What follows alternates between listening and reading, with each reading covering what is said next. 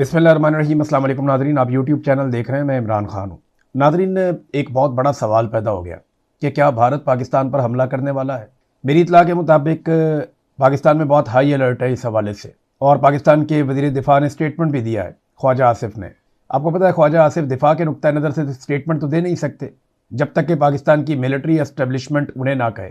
तो पाकिस्तान को इस वक्त ये क्यों कहना पड़ा, और क्यों पाकिस्तान की मिलिट्री इस वक्त हाई अलर्ट पे है और भारत की जानिब से हमले का खदशा क्यों बढ़ गया है, इसको जानने के लिए आपको ज़रा थोड़ा सा बैकग्राउंड में जाना पड़ेगा और ये सिचुएशन, इसका एनालिसिस आपको करना पड़ेगा। एक तो देखिए, पाकिस्तान और यूएई के हालात ख़राब हो गए और भारत के यूएई के साथ सबसे शानदार ताल्लुकात हैं दुनिया में। यूएई के अंदर दुनिया के सबसे ज़्यादा बाशिंदे जो रहते हैं वो भारत के हैं। यूएई की अपनी आबादी इतनी नहीं है जितनी आबादी वहाँ पे भारतीयों की है, तो अमली तौर पर यूएई के ऊपर भारत का कंट्रोल है। और पाकिस्तान के ताल्लुकात यूएई के साथ बिगड़ गए क्योंकि यूएई पाकिस्तान से बार बार पैसे वापस मांग रहा था। देखिए, उन्होंने पाकिस्तान पे बड़ा एहसान किया, हमें उनका एहसानमंद होना चाहिए, लेकिन पाकिस्तान के मिलिट्री एस्टेब्लिशमेंट के अकाउंट्स, पाकिस्तान की फौज से जुड़े हुए जो अकाउंट्स हैं, वो लगातार तज़हीक कर रहे हैं यूएई की कि हमें उनको पैसे वापस देने पड़ रहे हैं, उनके मुंह पे मारो पैसे, ए कायदे लहूती, उस रिस्क से मौत अच्छी, पता नहीं कभी कुछ, ये यूएई को ताने कस रहे हैं।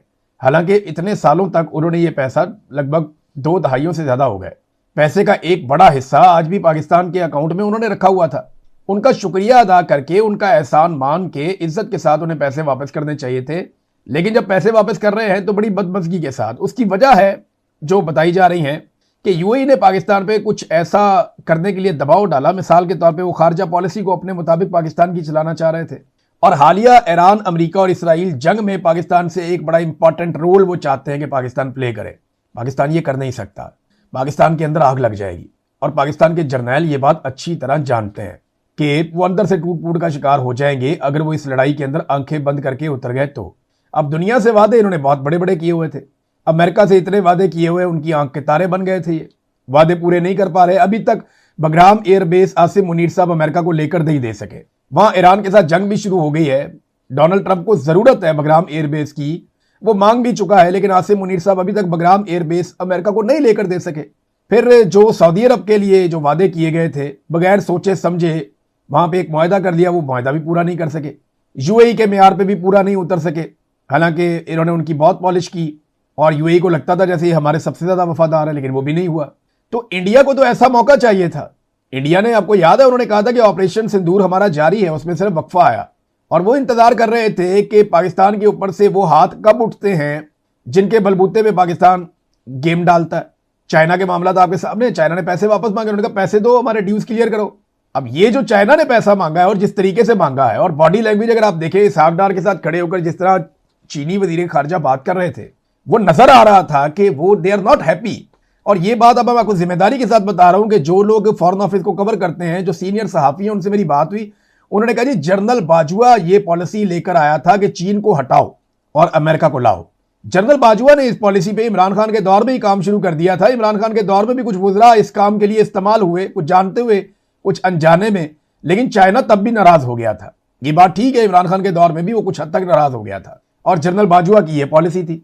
जनरल आसिम मुनीर ने आने के बाद 100% यकीनी बनाया उस काम को जो बाजवा के दौर में 70%, 60% हो रहा था। अब चाइना को बच्चा तो नहीं है, वो दुनिया के अंदर सुपर पावर बनने जा रहा है। वो दुनिया का एक बेहतरीन, पूरी दुनिया में तजारत करते हैं, दुनिया की अलग अलग कौमों को मिलते हैं, उनको पता है कि कौन क्या कर रहा है और मामला कहां से चल रहा है। मैं चाइना का एक बड़ा जबरदस्त उनका एक अकाउंट है चीन का, मैं वहां पे एक उनकी एस्टेब्लिशमेंट से करीब समझे वाले चीनी स्ट्रेटेजिक तजियाकार हैं, ये अकाउंट है, और इसकी एक पोस्ट है, उसके बड़ा वबेला पाकिस्तान में मचा हुआ है। वो पोस्ट है क्या, जरा पहले आप वो पोस्ट देखें, आपको आइडिया हो जाएगा। और ये चीनी एस्टेब्लिशमेंट के करीब समझा जाने वाला अकाउंट है। ये कहता क्या, वो कहता नहीं, पाकिस्तान के बारे में हाल ही में बहुत सी खबरें गर्दिश कर रही हैं और इनमें ज्यादातर का ताल्लुक मौजूदा हुकूमत के दिखावे और तवज्जो हासिल करने वाले सफारती अंदाज से है, जो महज नुमाइशी है और हकीकत से खाली है। नंबर 1, उसने कहा जी अरब ममालिक का पाकिस्तान से अपने वाजिबुल अदा कर्जों की वापसी का मुतालबा करना। वो कर्जे जो पहले रोल ओवर हो जाते थे, सच मालूम होता है ये वाज़े तौर पर, और पाकिस्तान की जानिब से उनके साथ जो वायदे किए गए थे वो पूरे नहीं पाकिस्तान कर रहा, तो वो मायूस हो गए हैं। जरूरत से ज्यादा वादे पाकिस्तान ने सऊदी अरब के साथ और यूएई वगैरह के साथ कर दिए थे, ये उन्होंने बताया। दूसरा कहते हैं कि जहां तक पाकिस्तान के चीन से J-35 लड़ाका तैयारे खरीदने का ताल्लुक है, तो ये एक झूठी खबर है। पाकिस्तान के पास ऐसे तैयारे खरीदने के लिए पैसे ही नहीं है। इसके अलावा चीन को खदशा है कि पाकिस्तान अमेरिका और तुर्की को खुफिया मालूमात फराहम कर सकता है। मजीद ये कि चीन के नुक्ता नज़र से भारत के पास अभी तक स्टेल्थ फाइटर तैयारे है ही नहीं, लिहाजा पाकिस्तान को इनकी ज़रूरत भी नहीं है। नंबर 3, पाकिस्तान की मेज़बानी में होने वाले अमेरिका और ईरान के जो मुज़ाकरात हैं उनमें कोई पेशरफ्त नहीं हुई। चीन ने ज़ामिन के तौर पर काम करने की पाकिस्तान की दरख्वास्त पर कोई जवाब नहीं दिया और पाक चीन 5 नुकाती मुश्तरका एलामिया महज लफाजी का मजमुआ था। तमाम झूठी खबरों के बावजूद अब तक किसी भी आला अमरीकी या ईरानी एहलकार ने मुज़ाकरात के लिए पाकिस्तान का दौरा नहीं किया। ये सिर्फ एक वेन्यू बनाकर पेश कर रहे थे, बस इतना ही। यानी वो थोड़े दिन पहले मुतीउल्लाह जान साहब भी कह रहे थे कि पाकिस्तान का किरदार इतना ही होगा जैसे शादी में शादी हाल वालों का होता है। ईरान और अमेरिका अगर मुज़ाकरात करते हैं पाकिस्तान में तो वो कहते हैं वो भी नहीं हुआ, कोई भी नहीं आया। फिर ये चाइनीज़ तजज़ियाकार ये भी बताते हैं कि ये एक अकाउंट है, मैं इसकी शक्ल कोई नहीं है, याद रखिएगा, लेकिन इसकी अगर आप सारी डिटेल में जाकर देखें तो आपको वही मिलता है जो चाइनीज़ एस्टेब्लिशमेंट है। तो ये ऐसा इसके बारे में तासुर है कि ये उनका आदमी है। जैसे पाकिस्तान के अंदर बेशुमार अकाउंट है, वो काम करते हैं, जो मर्जी करते रहते हैं, गालम गलोच भी करें, कोई उन्हें पूछने वाला भी नहीं है। तो वो ये कहते हैं कि एक मुस्बत पेशरफ्त ये है कि पाकिस्तान और तालिबान के दरमियान अमन मुज़ाकरात हो रहे हैं। चीन इसकी हौसला अफजाई कर रहा है और ऐसा लगता है कि दोनों फरीक किसी ना किसी मफाहमत पर पहुंच गए हैं। अब ये चाइना ने ज़बरदस्ती करवाया, पाकिस्तान और अफगानिस्तान को बिठाकर जंगबंदी करवाई है, ये मैंने आपको पहले भी बताया था। ये सारी चीज़ें इशारा कर रही हैं कि पाकिस्तान को जहां जहां जो सपोर्ट मिलती थी ना, वो सपोर्ट अब उस तरह से तो नहीं है। तो इंडिया क्या वाकई इस मौके से फ़ायदा उठाएगा और पाकिस्तान के ऊपर एक हमला करेगा? देखिए ना, डोनाल्ड ट्रंप की ख्वाहिशात पाकिस्तान पूरी नहीं कर रहा, इसराइल की ख्वाहिशात पाकिस्तान पूरी नहीं कर रहा, यूएई की ख्वाहिशात पाकिस्तान पूरी नहीं कर रहा, सऊदी अरब की ख्वाहिशात पाकिस्तान पूरी नहीं कर रहा, चाइना को पाकिस्तान से शिकवे और गिले हैं। तो ऐसे में इंडिया को इससे बेहतर मौका क्या मिलेगा? ये अगर वाकई पाकिस्तान तैयारी कर रहा है और हाई अलर्ट पे चला गया है और वजीर दिफा जो है इस किस्म के खदशात का इजहार कर रहा है कि फॉल्स फ्लैग ऑपरेशन इंडिया में होने वाला है, जिसके नतीजे में इंडिया पाकिस्तान पे अटैक कर सकता है, हम ज्यादा तगड़ा जवाब देंगे, वो तो जब वक्त आएगा उसके ऊपर तब बात करेंगे। लेकिन क्या इंडिया अटैक करने वाला है? यह सवाल पूरी शिद्दत से पूछा जा रहा है, मेरे ख्याल में जायज पूछा जा रहा है। इसकी वजूहात हैं कि यह सवाल इस वक्त उठाया जाए। दावे किए जाते थे जी दुनिया के फैसले पाकिस्तान कर रहा है, यह भी थोड़े दिन पहले कह रहे थे कि दुनिया के फैसले पाकिस्तान कर रहा है, और पाकिस्तान पहले अपने फैसले तो कर ले। ईरान से तेल ले नहीं सकते, पाइपलाइन बिछा नहीं सकते, रशिया से तेल ले नहीं सकते, जो 20 वहां से टैंकर्स निकले हैं आबना हुरमज में से, वो किधर गए ये बता नहीं सकते। वो कहते नहीं 2 हमारे हैं, बाकी पता नहीं किसके हैं। किसके हैं भाई, बताओ तो सही। पाकिस्तानी झंडा लगा के किसको नवाज दिया आपने? पाकिस्तानियों की तो पीठ में चिरा घोंप दिया आपने। यहां तो पेट्रोल महंगा कर दिया, बेशुमार महंगा कर दिया। पाकिस्तानियों को क्या मिला? हमारे झंडे लगाकर तेल कौन ले गया भाई? पाकिस्तानी परचम जो है वो पाकिस्तानियों का है ना, मलकियत हमारी है। हमारे झंडे लगाकर तेल कौन ले गया और उसमें पाकिस्तान की कौम को क्या मिला और किसने कितना कमीशन खाया? इसका कोई जवाब है किसी के पास? ये सारी चीजों की इंक्वायरी होनी चाहिए। बहरहाल अपने फैसले जनाब हम कर नहीं सकते, दुनिया के फैसले करेंगे हम। हमारा बजट तक तो आईएमएफ बना रहा है, खुद तो हम बजट भी नहीं बना पा रहे बदकिस्मती से। पेट्रोल कितना महंगा करना है, बिजली कितनी महंगी करनी है, फैसले तो आईएमएफ करता है। अभी इन्होंने फिर वादा कर लिया आईएमएफ से कि जैसा आपका हुक्म, जब आप कहेंगे हम जनाब आपके लिए अब बिजली भी महंगी कर देंगे। अब ये गैस के और पेट्रोल के बाद बिजली महंगी करने जा रहे हैं और हालात इन्होंने पाकिस्तान में ये कर दिए हैं कि जो अमीर तबका है, जिनको आसाइशें हैं, जो अलीट क्लास है, उनको 49 खरब 75 अरब का टैक्स इस्तिस्ना दिया गया है 2 सालों में। गरीब आदमी की कमर तोड़ दी इन्होंने, अपने लिए इन्होंने तैयारे ले लिए, इनके अपने प्रोटोकॉल और अय्याशियां खत्म नहीं हो रही, दुनिया के टूर इनके खत्म नहीं हो रहे। आधा पाकिस्तान जो है गुर्बत की लकीर से नीचे चला गया है, सरमायाकारी पाकिस्तान में आना बंद हो गई है, सियाहत पाकिस्तान के अंदर खत्म होती चली जा रही है, कोई पाकिस्तान पे एतबार करने को तैयार नहीं है। इन्होंने लगभग 50 खरब रुपए का टैक्स का इस्तिस्ना दे दिया। आप टैक्स ना दें कोई बात नहीं है, गरीब आदमी को दो ना टैक्स का इस्तिस्ना। अगर सब्सिडी देनी है तो गरीब आदमी को या आम आदमी को आप दें। कस्टम ड्यूटी की मद के अंदर 2 सालों में 1195 अरब रुपए का इन्होंने टैक्स माफ किया। तवानाई और कानूनी के शोबे में इन्होंने 103 अरब रुपए का टैक्स माफ किया। पब्लिक डेवलपमेंट अथॉरिटी को 43 करोड़ 28 लाख रुपए, तालीमी शोबे को 17 अरब रुपए। ये जनाब पता नहीं कौन कौन से शोबे और इन सबको ये टैक्स माफ करते चले जा रहे हैं। तो आम आदमी को इसमें क्या मिल रहा है? आम आदमी को तो इसमें कुछ भी नहीं मिला।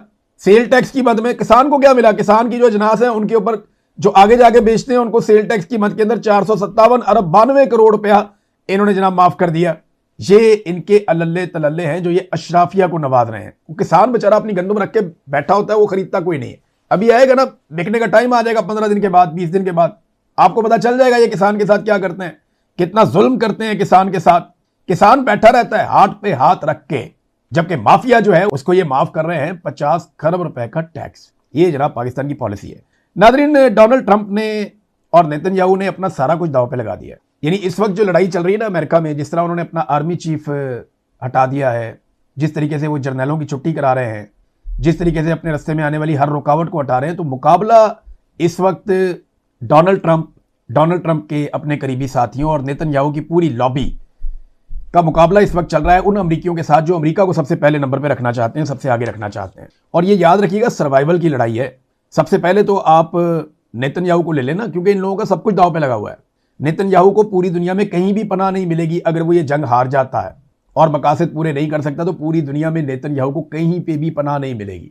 वो एक जंगी मुजरिम है, उसके साथ बहुत बुरा होगा। डोनाल्ड ट्रंप, उसकी सारी एम्पायर, उसने तो अपने बच्चों का भी सोचा हुआ है कि मेरे बच्चे कहां कहां पे क्या क्या करेंगे। वो तो बहुत बड़ी एम्पायर बनाकर बैठा हुआ है, तो डोनाल्ड ट्रंप का क्या बनेगा। बहुत बुरे हालात हैं। पीट हेग्सेट जो अमरीकी वजीर जंग है, वजीर दिफा है, अब उसके मामलात ये हैं कि अब उसको जंगी मुजरिम करार दिया जा रहा है। उसके बारे में हर तरफ ये बात की जा रही है कि जंगी मुजरिम है और वो अपनी खाल बचाने के लिए अपने जर्नैलों की कुर्बानियां दे रहा है। बहरहाल ये मुझे बड़ा अच्छा लगा कि वो अपने जर्नैल को हटा सकते हैं, वरना नॉर्मली ऐसा होता नहीं है। पूरी दुनिया के अंदर जर्नैल बड़े तगड़े होते हैं। पाकिस्तान में तो इतने तगड़े होते हैं कि वजीर आजम को और सदर को ही हटा देते हैं जर्नैल, लेकिन वहां पर वजीर दिफा जर्नैलों को, खास तौर पर आर्मी चीफ को हटा गया। अब यहां तक स्टेटमेंट दे दिया पीट हेग्सेट ने कि अमरीकी फौजी हजरत ईसा के लिए लड़ रहे हैं। ये इसको मजहब का रंग दे दिया कि जनाब लड़ो तो सही, आओ तो सही। मामला ये है कि ये लड़ाई तो देखें इसराइल लड़ रहा है, लेकिन इसको मजहबी लड़ाई बनाने की कोशिश की जा रही है। कभी इसको यहूदियों की मजहबी लड़ाई बना देते हैं, कभी इसको ईसाइयों की मजहबी लड़ाई बना देते हैं। तो जो ईसाई ममालिक हैं या रहनुमा हैं, वो इस लड़ाई से अपने आप को दूर रखते हैं। इस स्टेटमेंट के बाद कैथोलिक मसीहियों के जो रूहानी पेशवा हैं, पॉप लियो, उन्होंने एक स्टेटमेंट दिया है और टका के, जिसको कहते हैं जन्नाटेदार चपेड़ उन्होंने मारी है इस मजहबी जंग के बयानिए पे। उन्होंने कहा जी ऐसी बातें हजरत ईसा का तरीक़ेकार से बिल्कुल हटकर हैं। खुदा ने जिंदगियां तबाह करने की नहीं, उन्हें बनाने की तरगीब दी है, ये पॉप लियो ने कहा। तो इनका कोई बयानिया, कोई सौदा नहीं बिक रहा। हत्ता कि ये पहली मरतबा तारीख में हुआ जिसपे अमेरिका में बड़ा मजाक उड़ रहा है डोनाल्ड ट्रंप का। रॉयटर्स ने यह खबर जारी की है, अमेरिकन मीडिया इसके ऊपर, उनका सोशल मीडिया, उनका मीडिया इस पे डोनाल्ड ट्रंप को आड़े हाथों ले रहा है। खबर क्या है? खबर यह है कि अमेरिका ने ईरान से दरखास्त की कि 48 घंटे की जंगबंदी कर देते हैं। ईरान ने कहा नहीं जी हम नहीं करते। ये तारीख में पहली दफा हो रहा है कि सुपर पावर अमेरिका किसी मुल्क को कह रहा है कि हमारी दरखास्त है कि 48 घंटे के लिए जंगबंदी कर ले मेहरबानी करके। तो ईरान कह रहा है जी हमने जंगबंदी नहीं करनी, हमने मारना है, ऐसे हम नहीं छोड़ेंगे। जंगबंदी होगी तो मुस्तकिल जंगबंदी होगी। उन्होंने वो बताया भी है पाकिस्तान के हवाले से, जो कुछ बातचीत चल रही थी और कुछ बातें की जा रही थी कि ईरानी शायद पाकिस्तान में ईरानी क़यादत आना नहीं चाहती। तो अब्बास इराक़ची ने कहा नहीं ऐसी बात नहीं है, अमेरिकन मीडिया गलत खबर दे रहा है, हमें पाकिस्तान आने पर कोई एतराज़ नहीं था, भाई हैं हमारे पाकिस्तानी।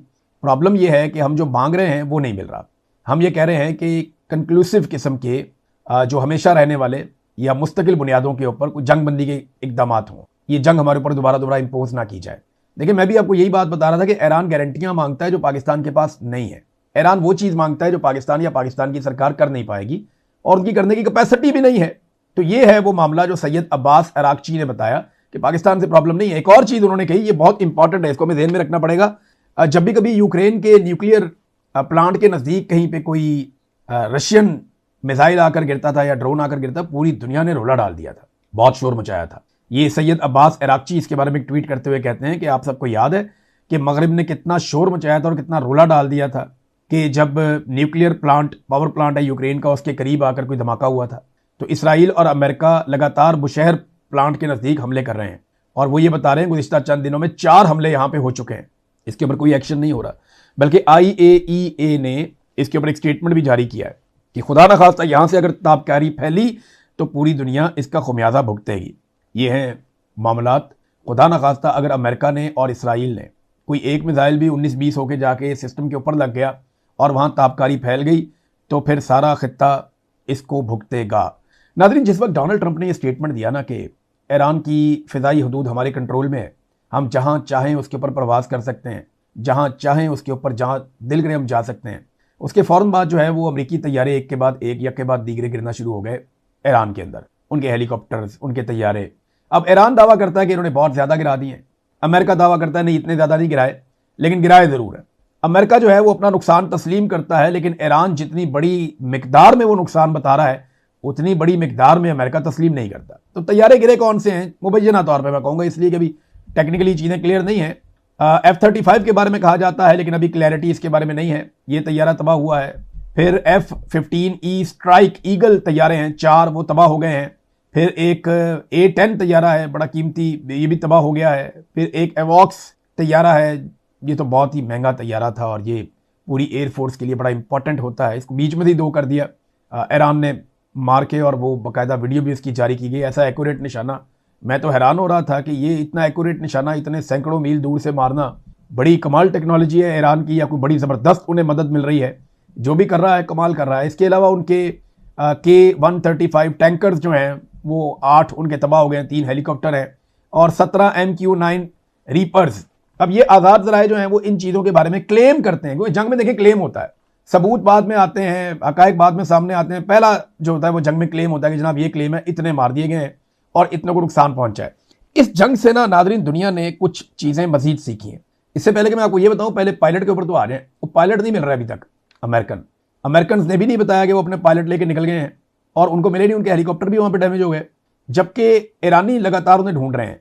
और कुछ सोर्सेज ये भी बता रहे हैं कि अमेरिकन का अपने पायलट के साथ रब्ता भी हुआ है और वो पायलट जो है छुपा हुआ है ईरानी सरजमीन के अंदर, तो अमेरिकन उसको निकालने की कोशिश कर रहे हैं, क्योंकि इनका कम्युनिकेशन का सिस्टम जो है वो बड़ा जदीद है और उसको बड़ी सपोर्ट है सैटेलाइट के जरिए से। तो अगर उनका रब्ता है आपस में किसी तरीके से अमेरिकन पायलट का अपनी सरकार के साथ, तो वो कोशिश करेंगे कि उसको छुपा के अभी नहीं तो 1 महीने बाद भी निकालें, तो उसे किसी तरह निकाल के ले जाएं। दूसरी तरफ जो ईरानी है अब वो ढूंढ रहे हैं लगातार। ईरान की सरकार ने वहां पे इनाम भी मुकर्रर कर दिया, $66,000 अमरीकी डॉलर का इनाम मुकर्रर किया जो आदमी वो पायलट पकड़वाएगा या उसके बारे में बताएगा। अब पायलट की पकड़वाई के लिए एक लड़ाई चल रही है। अमेरिका कोशिश कर रहा है वो पकड़े और अपना पायलट ले जाए यहाँ से। ईरान कोशिश कर रहा है कि कुछ भी करके ये पायलट ईरान के हाथ में आ जाए। अगर ईरान के हाथ में आ जाएगा तो ये ईरान के हाथ में एक बड़ा तुर्क का पत्ता आएगा। तो देखते हैं होता क्या। अच्छा, दुनिया अपने हथियार में आपको बता रहा था कि वो उनको मॉडिफाई कर रही है। ये जो जंग हुई है ना, देखिए इससे पहले एक जंग हुई थी अजरबैजान में और आर्मीनिया में, उसमें एक चीज क्लियर हो गई थी कि टैंकों का किरदार तकरीबन खत्म हो गया। ये भी जितने टैंक इसराइल के तबाह कर दिए हैं हिजबुल्लाह ने, वहां पे भी आपको पता चल जाना चाहिए। तो टैंक अब उतना इंपॉर्टेंट रहा नहीं है, अब ड्रोन बहुत इंपॉर्टेंट है। ईरान ने साबित किया कि बैलिस्टिक मिसाइल हो, आपके पास मिसाइलों की जदीद टेक्नोलॉजी हो जो हवा में रास्ता बदल सके, और आपके पास क्रूज मिसाइल्स हों और ड्रोन्स हों जिनकी मालियत कम हो, तो आप बड़ी से बड़ी सुपर पावर को भी मुश्किल में डाल सकते हैं। फ्रांस ने अपने हथियारों को तब्दील करना शुरू किया, 2030 तक वो बिल्कुल तब्दील कर देंगे। वो 400% इजाफा कर रहे हैं अपने ड्रोन्स की पैदावार में और 30% इजाफा कर रहे हैं अपने मिसाइलों की पैदावार में। यानी अब वो एयरफोर्स पे बाकी चीजों पे इतनी तवज्जो नहीं देंगे। आपको अगर अपने मुल्क का दिफा करना है, आपके पास ड्रोन और मिसाइल होने चाहिए बस, और एक डिफेंस सिस्टम आपके पास होना चाहिए, एयर डिफेंस सिस्टम, जो ममालिक के पास होता भी है। अब इसके ऊपर काम कर रहा है फ्रांस। बाकी जो यूरोपीय ममालिक हैं या दीगर जो ममालिक हैं दुनिया के, उन्हें भी ये बात समझ आ गई है। पाकिस्तान समेत सारी दुनिया को ये बात समझनी पड़ेगी कि मिसाइलों का, एयर डिफेंस सिस्टम का और ड्रोन्स का दौर है ये। जो ममालिक जितने ज़्यादा ये बनाएगा वो उतना ज़्यादा कामयाब होगा अगर उसकी लड़ाई होती है तो। नादरीन, इस वक्त अमरीकी ट्रांसपोर्ट तैयारे बहुत बड़ी तादाद में मिडल ईस्ट की तरफ आ रहे हैं और ये लगातार उनकी नकलो हरकत देखी जा रही है। ये तैयारे अमेरिकन फौजियों को, अमेरिकन फौजी साजो सामान को लेकर मिडल ईस्ट में पहुंच रहे हैं। तो इसका मतलब आप ये समझ लीजिए कि लड़ाई खत्म होने नहीं जा रही। अगर तो डोनाल्ड ट्रंप को फेस सेविंग नहीं मिलती, अगर तो नेतन्याहू को फेस सेविंग नहीं मिलती, तो ये दो लोग इस लड़ाई को उस नहज तक ले जाएंगे कि ये खित्ता आग के अंदर जलेगा। क्योंकि जिस हिसाब से यहां पे बारूद पहुंचाया जा रहा है, हथियार पहुंचाए जा रहे हैं, अगर ये बारूद जला और ये हथियार चले तो इस पूरे खित्ते में आग लगेगी। और इस वक्त अगर इंडिया पाकिस्तान के साथ कोई एडवेंचर कर देता है, जैसा कि मैंने आपको शुरू में बताया, उसके इम्कानात बढ़ रहे हैं, पाकिस्तान के वज़ीर दिफा ने भी कहा, तो ये पूरा खित्ता एक अजीबोगरीब लड़ाई की लपेट में आ जाएगा।